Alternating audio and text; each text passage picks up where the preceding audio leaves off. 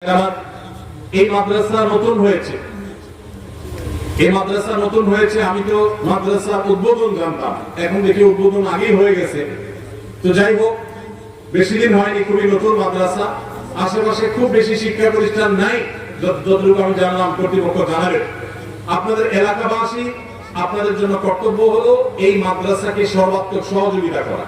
সন্তান ভর্তি করানোর মাধ্যমে নগদ অর্থ করে দিয়ে, বুদ্ধি পরামর্শ দিয়ে, যে যেভাবে পারেন সে সেভাবে এই মাদ্রাসাকে সাহায্য করবে। সবাই আছে সঙ্গীত আমরা দেখে কয়েকটা দেওয়ার চেষ্টা করি। বিসমিল্লাহ।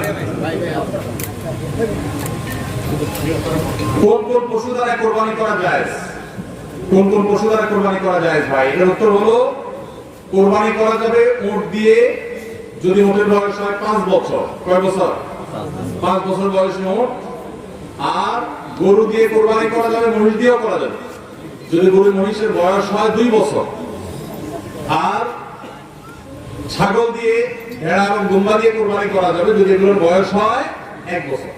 তাহলে তিন ক্যাটাগরির পশু, উট আর গরু মহিষ এবং ছাগল ভেড়া দুম্বা, এই 3 ক্যাটাগরির পশু দিয়ে কোরবানি করা জায়েজ আছে।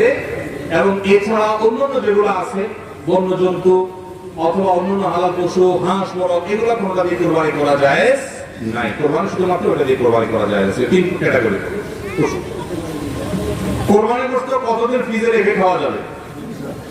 কোরবানি গোশত কতদিন ফ্রিজে রেখে খেতে পারবে ভাইরা আমার? এটার কোনো লিমিটেশন নাই। এটা নির্ভর করবে আপনার রুচির উপরে। এটা নির্ভর করবে যে আপনি কতদিন রেখে নিজে খেতে চাচ্ছেন, বা এটা কতদিন ভালো থাকে তার উপরে।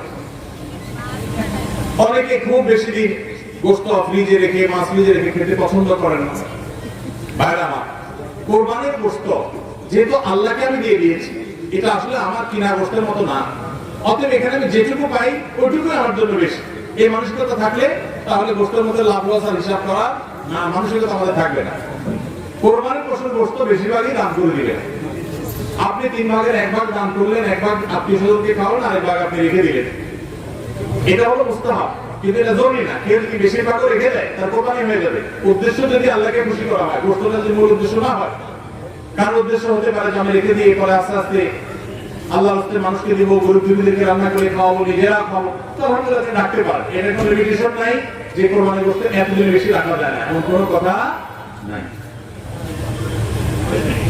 আসন্ন কোরবানি নিয়ে যদি কিছু নসিহত পেশ করতে, আমরা বলে ফেলেছি যেটা, 7 নামে কোরবানি দেওয়া যাবে কিনা, কোরবানি 7 নামে দিবেন কিনা। ভাইরা আমার, কোরবানি মূলত আল্লাহর নামে হবে, এটা আমাদের বলার ভুল। আমরা বলি 7 নামে কোরবানি, আসলে 7 নামে না, 7 জনের তরফ থেকে, 7 ব্যক্তির তরফ থেকে কোরবানি হয়। 7 ব্যক্তির পক্ষ থেকে কোরবানি হতে পারে। গরুতে, ওটে সর্বোচ্চ 7টা ভাগ হতে পারে, 7-এর নিচে হতে পারে, উপরে হতে পারে না। আবার ভগ্নাংশ হবে না, অর্থাৎ 1 ভাগ 2 জন মিলে নিলে হবে না। বুঝে আসছে কথা? 3 ভাগ হতে পারে, 2 ভাগ হতে পারে, 7 ভাগ সর্বোচ্চ হতে পারে। 7 ব্যক্তির পক্ষ থেকে কোরবানি যথেষ্ট হবে। গরু এবং ওটে, মহিষে, এগুলোতে যথেষ্ট হবে। পরিষ্কার নবী করিম সাল্লাল্লাহু আলাইহি ওয়াসাল্লাম হাদিস রয়েছে। আজকাল অনেক আলেমরা এটা নিয়ে, বা কোন আলেমরা এটা নিয়ে মত পার্থক্য করেন, দুর্ভাগ্যজনক সেটা। এটা নিয়ে সংখ্যাগরিষ্ঠ ইমামদের দ্বিমত নাই। আরব আজম কোন দেশে সংখ্যাগরিষ্ঠ আলেমদের কোনো দ্বিমত নাই যে গরু, ওট এগুলো 7 ব্যক্তির তরফ থেকে যথেষ্ট হবে। দাড়ি কতটুকু রাখা শরীয়ত সম্মত? যাদের দাড়ি কম গজায় তাদের ক্ষেত্রে শরীয়তের বিধান কি? দাড়ি এটাকে লম্বা করতে হবে। আফুল্লুহা নবী সাল্লাল্লাহু আলাইহি ওয়াসাল্লামের নির্দেশ, তোমরা দাড়িকে ছেড়ে দাও, লম্বা করো। এখন যাদের দাড়ি গজাই কম, তাদের সওয়াব যে কম হবে তা না। আমরা অনেকে মনে করি দাড়ি যত লম্বা হয় সওয়াব মনে যত তত বেশি হয়। না, ব্যাপারটা সেরকম না। কারণ দাড়ি অনেক ছোট হয়। দাড়ি যদি ছোট হলে সওয়াব কম হয়, তাহলে মালয়েশিয়া, ইন্দোনেশিয়ার মানুষদের দাড়ি সওয়াবই থাকবে না। এছাড়া দাড়ি এত বড়ই হয় না। আমার দেশে অনেকের আছে যে সামান্য অল্প অল্প দাড়ি, তো দাড়ি অল্প হোক আর বেশি হোক, আমার যা আছে আমি সেটাই রেখে দিচ্ছি, আমি কাটি নাই। এর মাধ্যমে আল্লাহ তাআলার কাছে আমি সওয়াব পাবো। এটাই সুন্নাহ পালন হয়ে যাবে, ওয়াজিব আদায় হয়ে যাবে। নামাজে অনেক সময় রাকাত ভুলে গেলে করণীয় কি? অনেক সময় 3 রাকাত পড়লাম নাকি 4 রাকাত ঠিক মনে থাকে না। নামাজে রাকাত সংখ্যা নিয়ে যদি আমাদের সমস্যা হয়, এই সমস্যা তো প্রায় হয়, তাই না? আজকাল যে পরিমাণ দুনিয়ার ধান্দা, আমাদের রাকাতের হিসাব মনে থাকে না। তো রাকাত সংখ্যা নিয়ে যদি আমার ঝামেলা হয়, মনে না থাকে, তাহলে আমি কি করব? আমি দেখব যে আমার কোনটার দিকে প্রবল ধারণা জাগে। 3 রাকাত আর 4 রাকাত দুটা নিয়ে সন্দেহ হচ্ছে, আমার বেশিরভাগ মনে হচ্ছে 4 রাকাত, তাহলে আলহামদুলিল্লাহ 4 রাকাতে আমি ধরে নিব। আর যদি বেশিরভাগ মনে হয় 3 রাকাত, তাহলে 3 রাকাতই আমি ধরে নিব। প্রবল ধারণা যেটা হবে সেটা আমি ধরে নিব এবং শেষে সিজদাও দিয়ে নিব। আর যদি আমার 3 এবং 4 এর মাঝখানে আমি দাঁড়ায় থাকি, 50-50, 3 এর দিকেও মনে আগায় না, 4 এর দিকেও মনে আগায় না, 2 এর দিকেও মনে আগায় না, আবার 3 এর দিকেও মনে আগায় না, এরকম যদি হয় তাহলে কোনটা ধরে নিব? পরিষ্কার হাদিসে নবী সাল্লাল্লাহু আলাইহি ওয়াসাল্লাম নির্দেশনা রয়েছে এভাবে। যেমন 3 আর 4 নিয়ে যদি ডাউট হয় এবং 50-50 থাকে, মাঝখানে দাঁড়ায় আছে, কোনো দিকে মন টানে না, তাহলে আপনি 3 ধরে নেবেন। 3 ধরে নামাজ শেষ করবে, শেষে সিজদাও দিয়ে দিবেন, বাস নামাজ হয়ে যাবে ইনশাআল্লাহ। ফজরের নামাজের সময় দেরি হলে, অর্থাৎ যদি দেখা গেল সূর্য উদয় হইতেছে, এরপর কি কাজা নামাজ পড়ব নাকি ফজর নামাজ স্বাভাবিক নিয়মে পড়ব? সূর্য উঠছে এরকম অবস্থা নামাজ পড়া জায়েজ নয়, হারাম। সূর্য যখন উঠে যদি আপনি ফজর নামাজ পড়তে পারেন না, কোনদিন হঠাৎ হয়ে গেছে, অ্যালার্ম বাজছে, খবর নাই, এত বেশি ঘুম আসছে, কাজে পত্র হতে পারে, ডেইলি এরকম হলে জায়েজ হবে না, গুনাহগার হবে। হঠাৎ হয়েছে একদিন, অনেকদিন পরে হতে পারে, এরকম যদি হয় সূর্য উঠে গেছে, এদিকে আপনার ফজর নামাজ পড়া হয় না, তাহলে আপনি সূর্য উঠতেছে উঠে নামাজ পড়বেন না। তাহলে কি করবেন? সূর্য উঠার 15-20 মিনিট পর অপেক্ষা করে তারপরে ফজর নামাজ আপনি আদায় করবেন।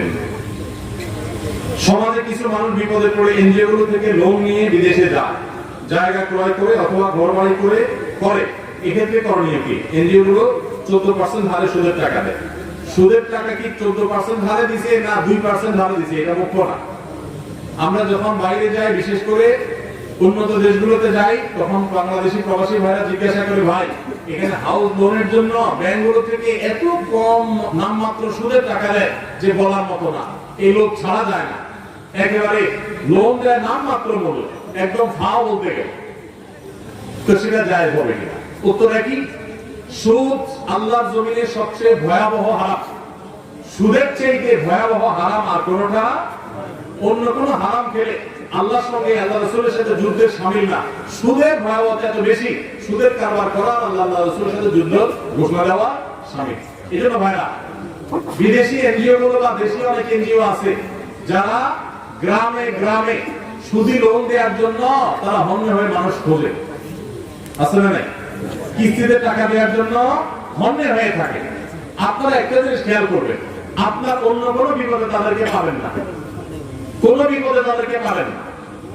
আপনার ছেলেটা অসুস্থ, তারা আপনার ছেলেটাকে নিয়ে সেবা করে চিকিৎসা করা দিচ্ছে কোনো সাক্ষ্য ছাড়া, এগুলো নরমালি খুব একটা পাবেন না।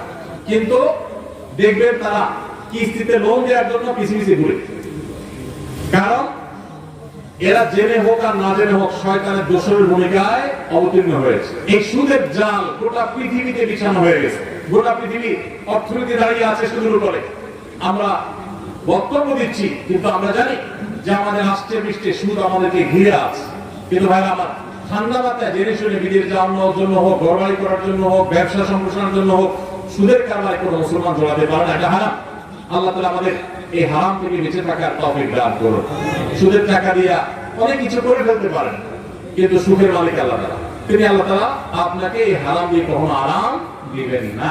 এজন্য সুদকে না